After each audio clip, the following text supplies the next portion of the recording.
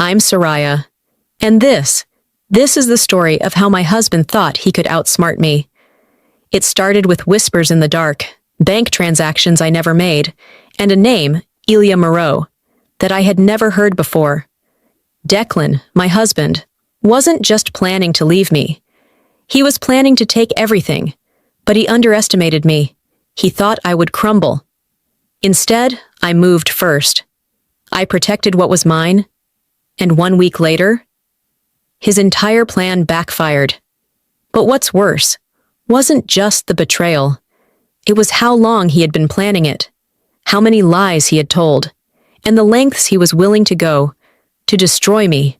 I woke up to an empty bed. The cold sheets beside me told me Declan had been gone for a while. At first, I thought maybe he had gone to the bathroom or grabbed a glass of water. But as I sat up, rubbing the sleep from my eyes, I caught the faint sound of his voice. Low, hushed, careful. The hallway light was off, but a sliver of moonlight streamed through the window, casting shadows across the floor. My stomach twisted as I followed the sound. Just a little longer. She doesn't suspect anything yet. I stopped mid-step, my breath hitched. Declan's voice was smooth, reassuring, like he was calming someone down. My heart pounded against my ribs. Who the hell was he talking to? I stood there, straining to hear more, but the words that followed were muffled. His tone dropped, barely above a whisper. My fingers curled into fists. This wasn't some late-night work call. Declan never whispered on work calls. Hell, he never even cared if I overheard his conversations before. My mind raced through possibilities, each one worse than the last. After a few seconds, I heard his footsteps approaching. I barely had time to dart back to the bedroom before he rounded the corner. My pulse hammered as I slid under the covers, feigning sleep. A moment later, I felt the bed dip. His weight shifted beside me, but I kept my breathing steady. A few minutes passed, and then he exhaled slowly, relaxed, like nothing had happened. I turned over, blinking up at him. "Where were you?" My voice came out soft, groggy, like I had just woken up. "Bathroom," he muttered without hesitation. "A lie? And the phone call?" Declan barely flinched. "Just a client. Had to smooth out some details for a case." I stared at him, watching for any sign of hesitation. He met my gaze, unreadable as always. Maybe I was overthinking. Maybe it really was work. But that whisper, that sentence, she doesn't suspect anything yet. I swallowed the lump in my throat and forced myself to roll over. My mind was screaming at me, but I ignored it. Not tonight. Not yet. The next morning, I woke up before Declan. He was still fast asleep, his arm draped across the pillow, where my head should have been. I slipped out of bed, grabbed my phone, and padded barefoot to the kitchen. I didn't usually check our bank accounts. Declan handled most of the finances, and I had never given it much thought. But something felt off. I scrolled through the transactions. My stomach tightened. $500, $1,200, $750, $2,000, a dozen withdrawals over the past 3 months, all relatively small, but frequent enough to raise a red flag. Declan and I shared expenses, mortgage, utilities, groceries, but we also had separate accounts for personal spending. These transactions weren't for bills, weren't for investments, and definitely weren't for anything we had discussed. I took a shaky breath, my hands tightening around my phone. Behind me, I heard footsteps. I quickly locked my screen and turned to see Declan leaning against the doorway, rubbing his neck. "Morning," he mumbled, voice thick with sleep. "What's for breakfast?" I set my phone down. "I was about to ask you the same thing." He smirked, stepping forward to pour himself coffee. "Guess it's your turn then." I watched him take a sip, his free hand resting on the counter. "I checked our bank account this morning." Declan froze for half a second. Just long enough. His grip tightened around the mug before he forced a chuckle. "And? There are a lot of small withdrawals." I crossed my arms. "Things I don't recognize." He barely hesitated. "Just small investments. A few business opportunities. Business opportunities? Declan nodded, setting his cup down. Nothing to worry about. Short-term gains, that's all. He was lying. I knew it. I just didn't know why. The rest of the day, I tried to shake the unease. But Declan wasn't helping. He was glued to his phone, taking calls in the other room. His screen was always face down when he set it on the table. And every time I looked at him, I felt like there was a wall between us, one that hadn't been there before.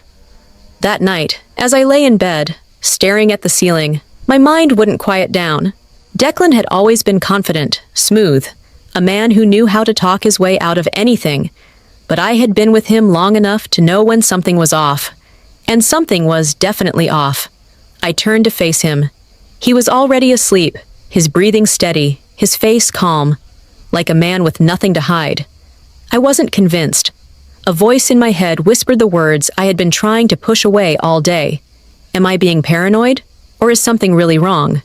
The doubt refused to fade, even as the morning light filtered through my window. I had spent the entire night tossing and turning, unable to shake the feeling that something was terribly wrong. Declan's voice from the night before still echoed in my mind. Casual, dismissive, yet calculated. The kind of tone someone used when they were hiding something in plain sight. I forced myself out of bed and went about my morning routine, but my movements felt mechanical. My thoughts were stuck in a loop, replaying every interaction, every red flag I had ignored over the past few months. And then Declan strolled into the kitchen like nothing had changed. "Morning, babe," he said, pressing a quick kiss to my temple. I was thinking, we should probably get our financials in order. You know, just in case of emergencies. I froze, my fingers tightening around my coffee mug. Our financials? I echoed carefully. Yeah, he said, leaning against the counter, sipping his coffee like this was just another normal conversation. Like, do you have a full list of your accounts? Passwords, assets, that kind of stuff? We should keep everything in one place. I stared at him, my heartbeat drumming in my ears. Declan had never shown an interest in my personal finances. Sure, we had a joint account for bills, but we always kept our personal savings separate. It was just the way we had always done things. I swallowed, forcing a neutral expression. I guess I could put something together. His lips curved into a small smile, but his eyes flickered, just for a second. He nodded like it was no big deal, before changing the subject entirely. But my mind was already racing. This wasn't about us. This wasn't about just in case of emergencies. Declan was preparing for something, and whatever it was, he didn't want me to see it coming. That evening, Declan was uncharacteristically relaxed. He laughed at the TV, scrolled through his phone like nothing was wrong, and even suggested ordering takeout. He was playing the role of a doting husband perfectly. And that's what made my skin crawl. Something had shifted in him, the way he walked, the way he spoke. It was all too easy, too well rehearsed. Then it happened. Declan got up to take a shower, leaving his phone on the coffee table. He never left his phone unattended. Ever. I stared at it, my pulse quickening. The screen was face down, just like it had been for weeks. But then, as if the universe was throwing me a lifeline, a notification lit up the screen. A text message from a name I didn't recognize. Ilya Moreau. I didn't have time to think. I reached for the phone, my hands shaking as I tilted the screen just enough to read the message preview. Just make sure she stays in the dark. Almost there. My breath hitched. My chest tightened so fast it hurt. The room suddenly felt smaller, like the walls were closing in on me. Who the hell was Ilya Moreau? And what did they mean by almost there? My fingers hovered over the screen for half a second, just long enough for the wildest thoughts to flash through my mind. Was this another woman? Was Declan planning to leave me? Was he hiding money? I heard the water shut off. Panic shot through me as I placed the phone back exactly where it had been and sank into the couch, gripping my knees to keep my hands from shaking. A minute later, Declan strolled back into the room, towel drying his hair. I forced myself to look at him. He was so calm, so at ease, completely unaware that I had just seen something I wasn't supposed to. "Did you decide on dinner?" he asked, ruffling his hair. I swallowed hard. "Not yet." He grabbed his phone without a second glance, unlocking it effortlessly. No hesitation, like there wasn't a damn thing to worry about. But I knew better now. I spent the rest of the night trying to rationalize what I had seen. Maybe it wasn't what I thought. Maybe Ilya was a colleague, a business partner. Maybe keeping me in the dark was about something completely different, something innocent. But deep down, I knew better. The pieces were clicking together, one by one. The secrecy, the money disappearing, the call in the middle of the night, the way he was suddenly so interested in my finances. I should have confronted him right then and there.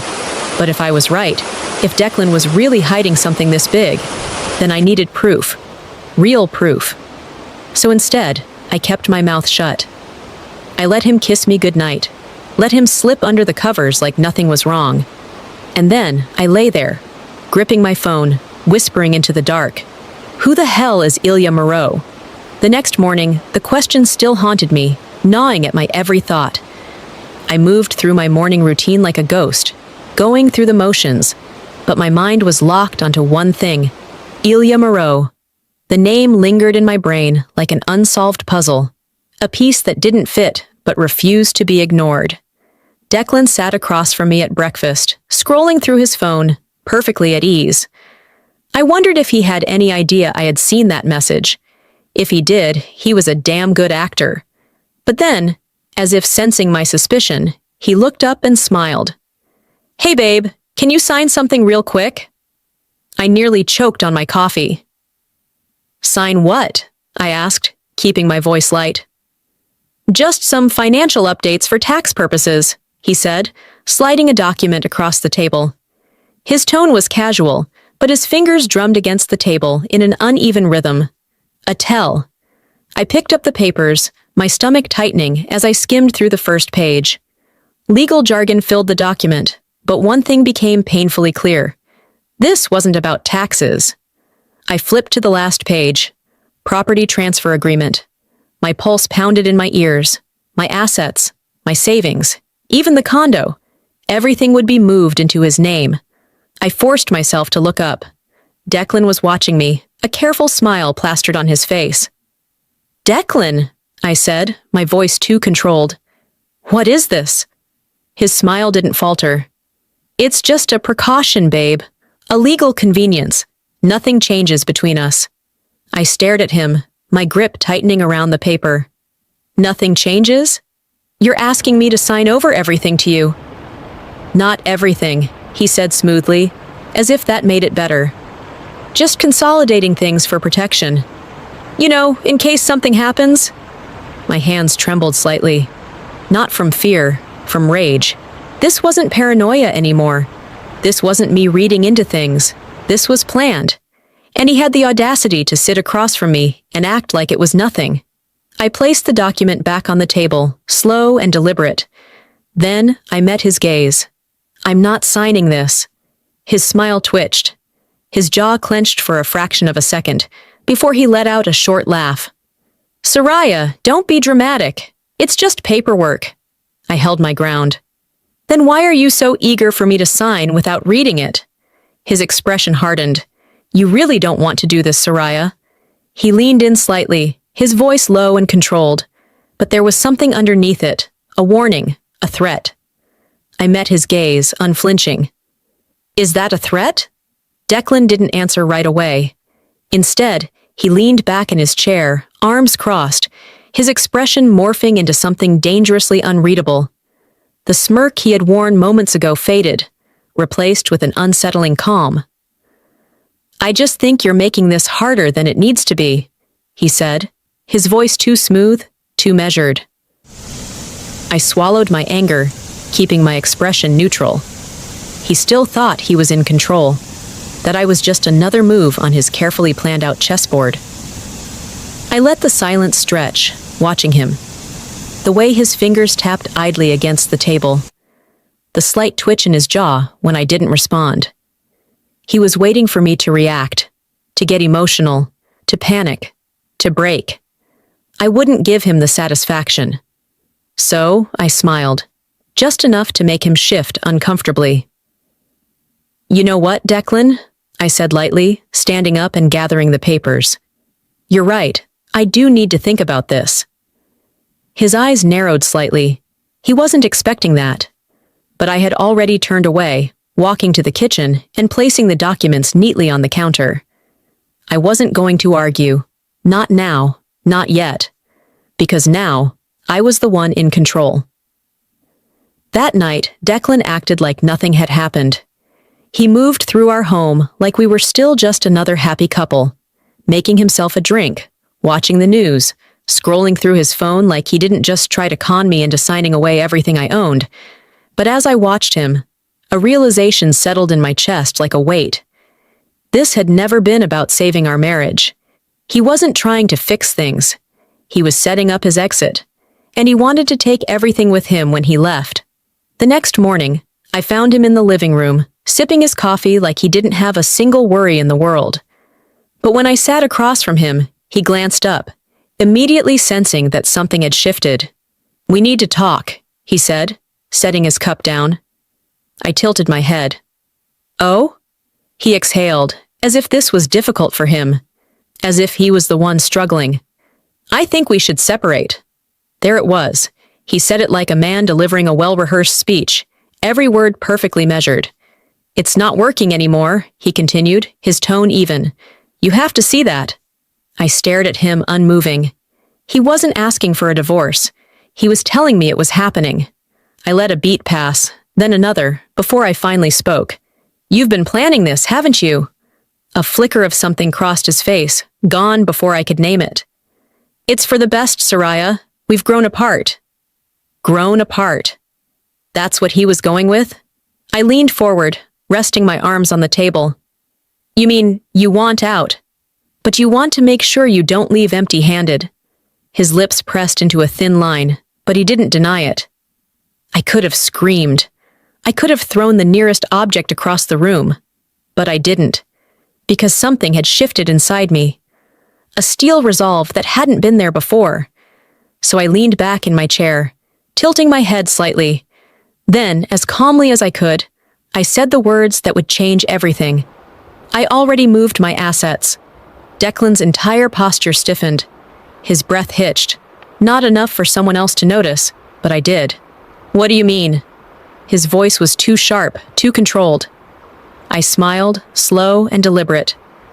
"Exactly what it sounds like." His jaw clenched.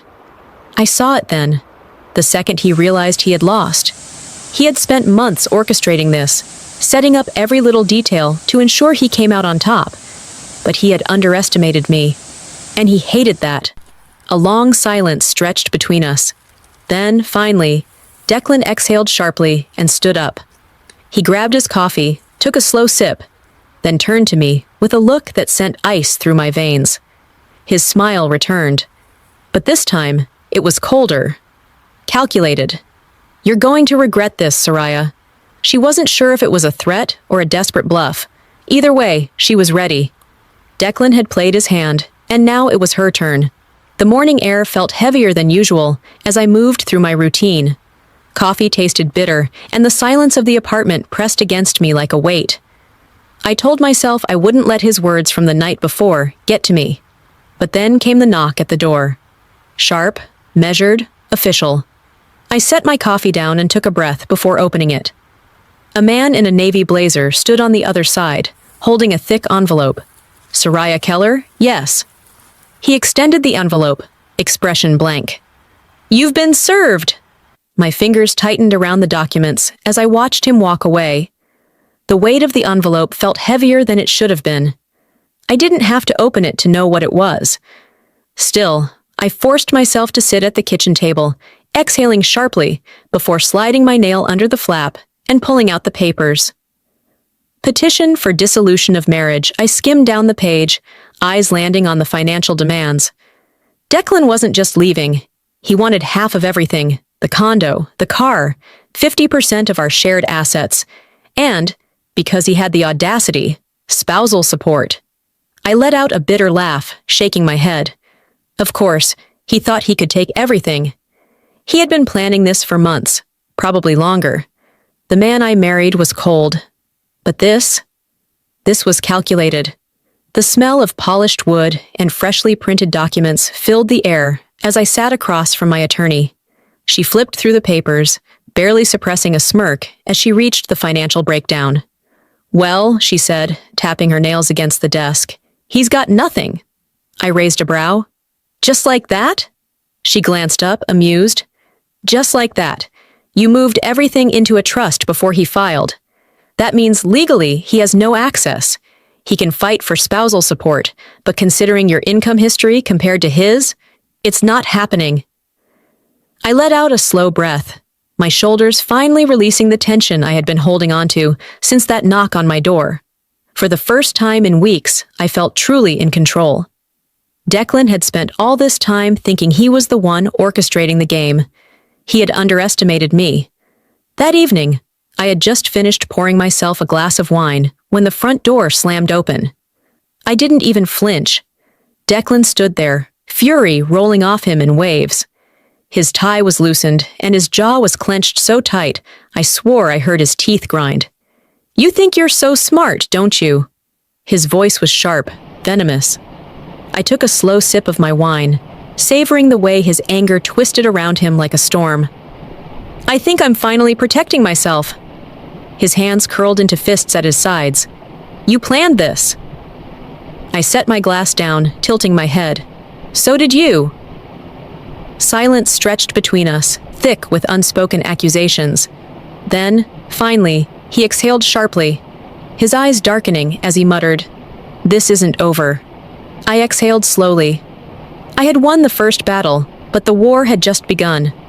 For the first time in weeks, I felt a small sense of relief, knowing that Declan had lost his financial grip on me. But I should have known better than to think he would walk away quietly. The first sign of trouble came at work. It started with looks. Not the usual passing glances, but lingering stares. Whispers that cut off the second I entered the room. By mid-morning, my assistant, Rachel, hesitated before stepping into my office. "Hey, I think you should know something." I glanced up from my laptop, already exhausted. "What is it?" She shifted uncomfortably. "There's a rumor going around. I wasn't going to say anything, but—" She trailed off, wringing her hands. "Just tell me." Rachel hesitated, then sighed. "People are saying you took money from your joint accounts, that you were—" She swallowed hard, "laundering funds." I stared at her. The words landed like a slap. "What?" "I don't believe it," she added quickly. "But Declan, he's been talking to people, lawyers, mutual friends. The story's spreading." My stomach twisted, fury rising in my chest like wildfire. Declan wasn't just trying to take my money. He was trying to ruin me. By the time I got to my lawyer's office, I was barely holding it together. "This needs to stop. Now." I slammed the stack of printed screenshots onto the desk, my hands shaking with rage. My lawyer, Patricia, glanced at them and let out a dry chuckle. "Well, he's certainly desperate." "He's slandering me." "Yes, but we can use that." She leaned back in her chair, tapping her pen against her desk. "If he's running around making false claims, he's opening himself up to defamation charges. We send a cease and desist first. If he ignores it, we escalate." I clenched my jaw.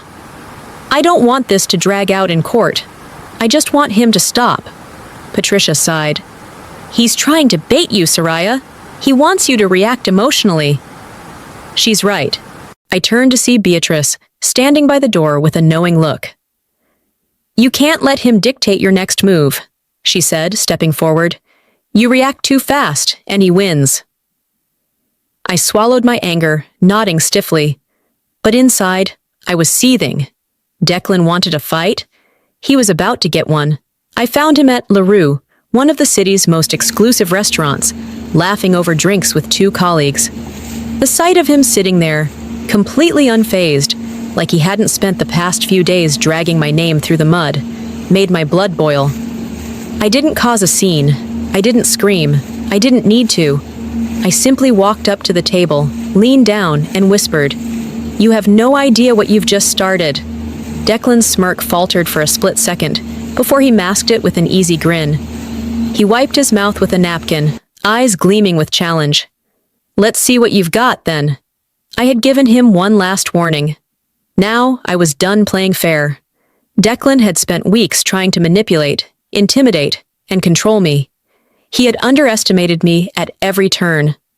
Now, after failing to take my money, after smearing my name, he was taking one final shot. A desperate man is a dangerous one. I was halfway through my morning coffee when my phone rang. "Patricia," I answered, sensing the urgency before she even spoke.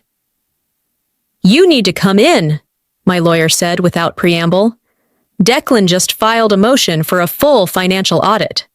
The words sent a sharp jolt through my body. I set my mug down carefully, inhaling deeply. "On what grounds?" Patricia exhaled. "He's claiming you mismanaged joint funds and that you owe him a financial settlement.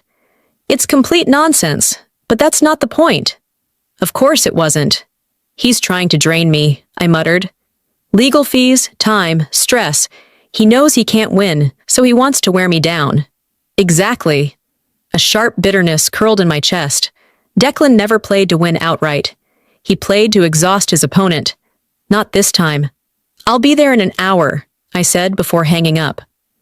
By the time I walked into Patricia's office, she already had Declan's motions spread across her desk, annotated in red. "Here's the good news," she said, looking up. "He doesn't have a single piece of legitimate evidence. The bad news? This could still drag out for weeks, maybe months, if the court entertains his tactics." I clenched my fists. "What's our next move?" "We counterfile and request an immediate dismissal," she said. "We also demand that he pay for all legal costs if the court deems this a stall tactic." I smirked. "Let's do it." 2 weeks later, I found myself sitting across from Declan in a courtroom. He was dressed sharp, his tie a little too tight, his smirk barely concealed. He thought this was his moment. His lawyer stood first. "Your Honor, my client has reason to believe that Mrs. Keller improperly moved assets to avoid a fair divorce settlement. We are requesting a full forensic audit of all financial transfers made in the past 6 months." I didn't react. I didn't flinch. Patricia, calm as ever, adjusted her glasses and stood. "Your Honor, all of my client's financial moves were made before Mr. Keller even filed for divorce. There is no evidence of mismanagement or fraud." She slid a thick binder forward. "Additionally, we request that this motion be dismissed with prejudice and that Mr. Keller be required to cover all legal fees, as this is a clear attempt at financial harassment." The judge took their time reviewing the documents, their expression unreadable. The room was tense, silent. Declan was watching me, waiting for me to squirm. I didn't give him the satisfaction. Finally, the judge looked up. "The court finds no grounds for a full financial audit. The motion is denied. Furthermore, due to lack of evidence, Mr. Keller will be responsible for all legal fees associated with this claim." A sharp clap of the gavel. Just like that, Declan had lost again.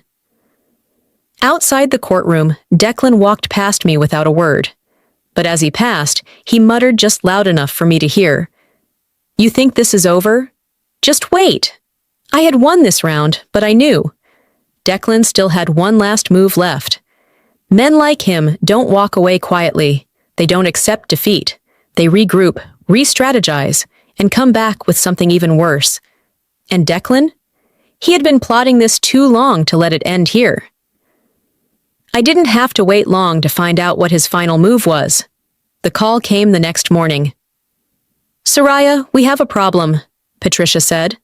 I gripped the phone tighter. "What now?" There was a pause, then the sound of papers shuffling. "Declan and Ilya have filed a formal complaint. They're accusing you of financial fraud. According to their evidence, you've been falsifying financial records for months." I felt the air leave my lungs.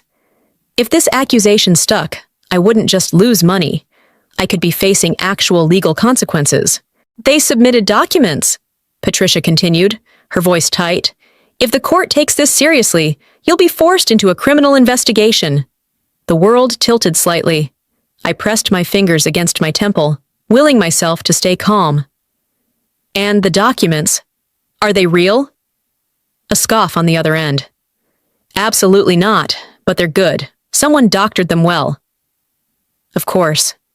Ilya, the invisible hand guiding Declan's every move. But, Patricia added, I had Beatrice take a look at them before calling you. And she found something, a flicker of hope. What? She recognized the timestamps on the financial transfers. Someone forged them, but they didn't realize one key detail. Those accounts didn't even exist when those transactions supposedly took place. I let out a sharp exhale. That was it. That was the mistake that would ruin them. My fear burned away, replaced by something sharper.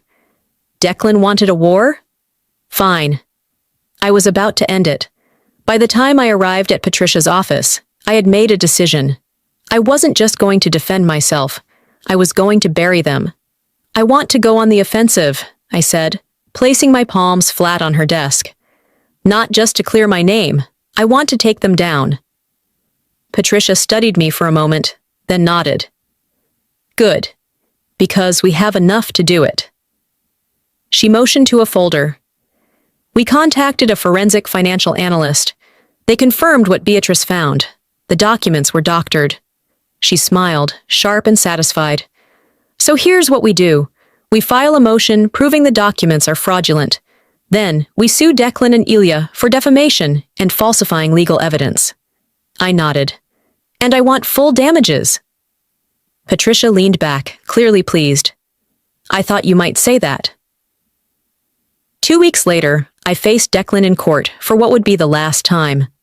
I watched him closely as Patricia laid out our case. She spoke with precision, her voice carrying across the room. These documents, submitted as evidence against my client, were fabricated. We have irrefutable proof that the financial transactions listed never happened. The forensic analyst took the stand, detailing every false timestamp, every manipulated number. Declan's lawyer squirmed. They knew they were losing. Then came the final blow. Patricia placed a new folder on the judge's desk. Your Honor, in light of these fraudulent accusations, my client is countersuing Mr. Keller and his associate, Ilya Moreau, for defamation and the submission of falsified legal evidence. The silence in the courtroom was deafening. Declan's lawyer turned to him, whispering something urgent. Declan's jaw was locked, his face pale. Finally, his lawyer stood and cleared his throat. Your Honor, my client wishes to withdraw his claims. Of course he did. He had no choice. The judge nodded. Motion dismissed. Furthermore, Mr. Keller will be responsible for all legal costs. Declan had lost. Completely. As we exited the courthouse, Declan walked past me without a word. I didn't stop him. I didn't need to. I let him take a few steps before I whispered, just loud enough for him to hear. We're done here. For the first time in months, I felt something I had almost forgotten. Peace. No more court hearings, no more threats. No more waking up in the middle of the night, dreading what Declan would do next. I had won. It didn't feel like some grand victory, not in the way I had imagined. There were no fireworks, no dramatic final words. Just silence, the kind that comes after a storm when the sky is still heavy, but the thunder is gone. And for the first time, that silence didn't scare me. 2 days later, I met with Patricia for the last time. She slid a final stack of papers across her desk. It's done. Declan signed the settlement. I exhaled slowly, my fingers hovering over the documents before finally picking them up. I scanned through the details, even though I already knew the outcome. Declan got nothing, not a dime. His financial claims? Dismissed. His defamation case? Backfired. His reputation? Ruined. He had tried to destroy me, and in the end, he was the one left with nothing. Patricia leaned back in her chair, watching me. How do you feel? I let out a quiet laugh, more exhale than sound. Lighter, she smiled. Good, you deserve that. I nodded, slipping the documents into my bag. This was it, the final step. I stood, extending my hand. Thank you, Patricia, for everything. She shook it firmly. Go enjoy your life, Soraya. You've earned it. And for the first time in a long time, I believed her. That evening, Beatrice and my mother insisted on a victory dinner. Margot greeted me with a warm hug as I stepped into her home, her eyes full of relief. It's over, she whispered. Yes, I murmured. It is. Beatrice poured champagne, raising her glass with a mischievous grin. To freedom, and to never letting a man think he can outsmart you again.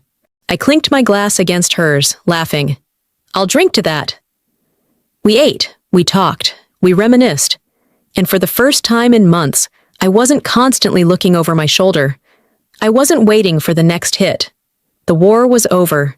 Later that night, I stood on my balcony, gazing at the Chicago skyline. The city lights shimmered, stretching infinitely into the horizon. Everything felt different. I was no longer the woman who had ignored the warning signs. No longer the woman who had believed in the illusion of safety, of permanence. I had lost things, trust, time, the version of love I thought I had. But I had gained more, strength, clarity, control.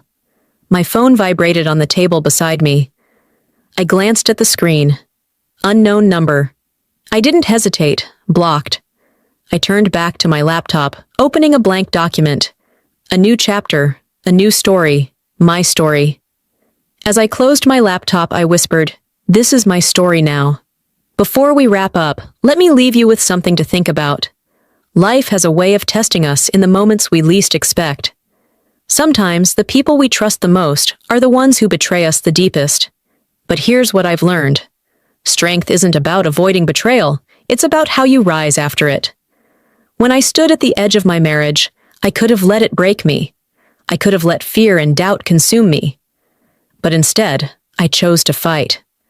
Not just for my finances, but for my dignity, my freedom, and my future. And if there's one thing I hope you take from this story, it's this. You are stronger than you think. If you've ever been blindsided by betrayal, if you've ever felt like the rug was pulled from under you, know this. You are not alone. Life may throw its worst at you, but it's in those moments that you discover who you truly are.